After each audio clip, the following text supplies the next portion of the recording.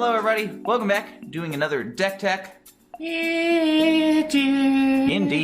So if you're one of those people that's quarantined at home right now, sucks to be you, but hey, there's a lot of time to watch Magic videos. True. Yeah. Not a lot of time for paper Magic, because no, definitely not. So you gotta come here to get that, because they're canceling tournaments left and right. Yeah. And where else are you ever gonna find a horse deck in Modern? This is a horse deck, sort of. Pegasus. It's actually Pegasus's, yes. But I mean, horses with wings are still horses. They're angel horses. Yeah, it's like the same thing. So this is a Pegasus tribal deck. Of course, on the back of this fairly new card, Archon of Sun's Grace, which is kind of a Pegasus lord, but he also poops out Pegasus. Pegasus, whatever. We'll start here at 1. So.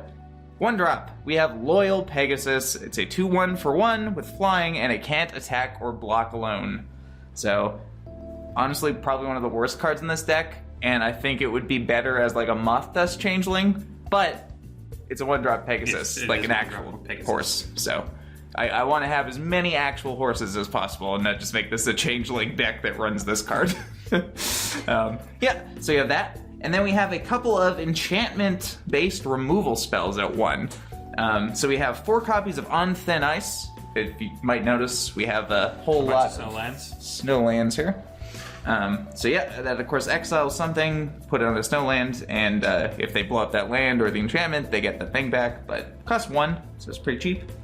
And then we have Gilad Shackles. This is an old one. An aura that you can put on something, and it makes it so that it can't block and that it can't activate its abilities. And then if you pay a snow mana, you can make it have Defender, so essentially completely turn it off.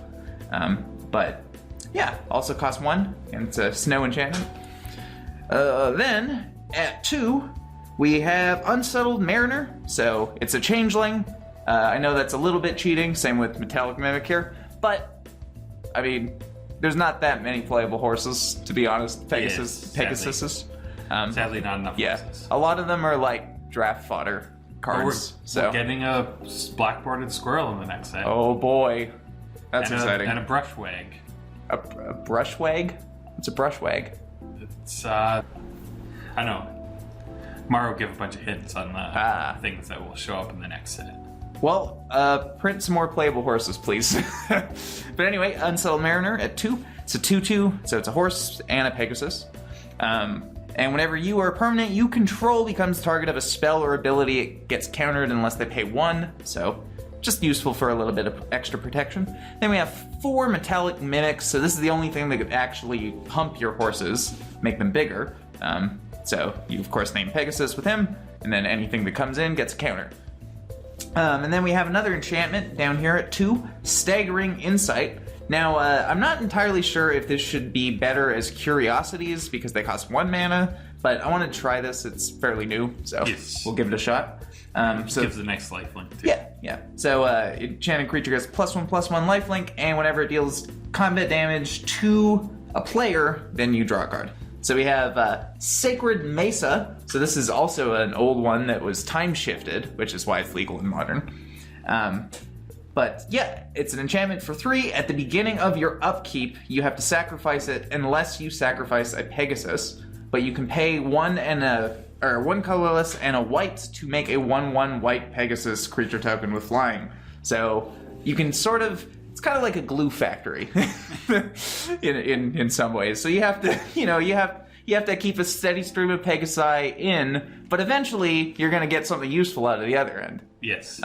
Yeah, which is a bunch more Pegasuses, not Elmers, but hey, same concept.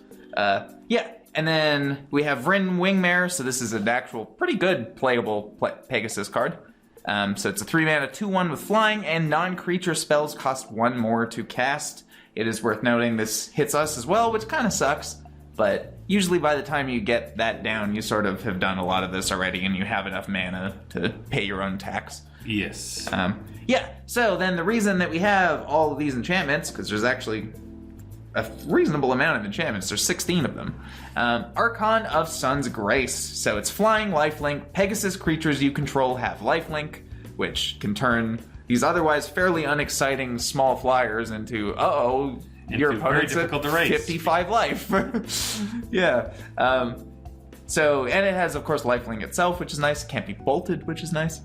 But its constellation ability is really interesting. So whenever an enchantment enters the battlefield under your control, you make a 2/2 white Pegasus creature token. So that triggers on all of these things.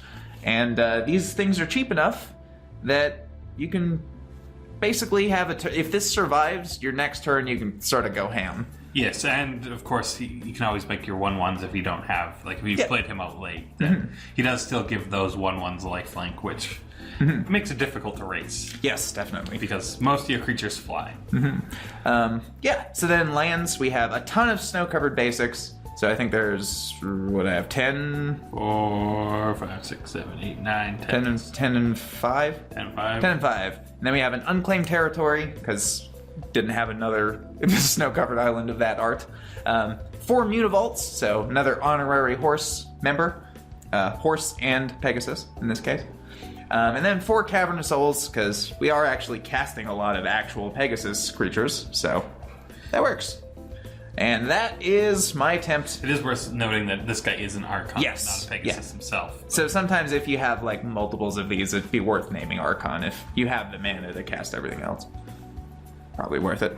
But yeah, so this is horses, Pegasuses, whatever you want to call it.